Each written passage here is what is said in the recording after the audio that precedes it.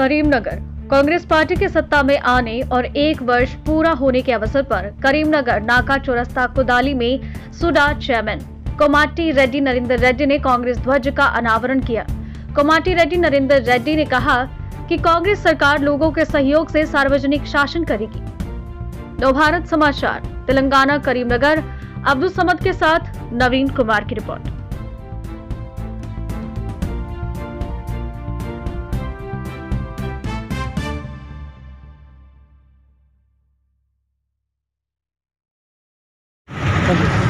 రాష్ట్రంలో ప్రజాపాలన వచ్చి సంవత్సరమైన సందర్భంగా మరి ప్రజలంతా కూడా సంక్షేమ పథకాల ద్వారా ఏ రకంగా మరి ఇలా సంతోషంగా ఉన్నారని సంబరాల విజయోత్సవాల కార్యక్రమం చేపట్టినాం।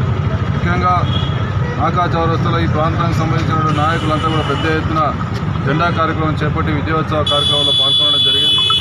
ముఖ్యంగా మహిళలకు ఉచిత బస్సు కావచ్చు, ఉచిత విద్యుత్ కావచ్చు, 500 సిలిండర్ కావచ్చు, ఇలా రకరకాలుగా అన్ని రకాల సంక్షేమ పథకాల ద్వారా ఇలా ప్రజలు లబ్ధి పొందుతూ సంతోషంగా మరి మేము ప్రజాపాలనలో సంతోషంగా ఉన్నామని చెప్పి ప్రజలు చెప్తా ఉన్నారు।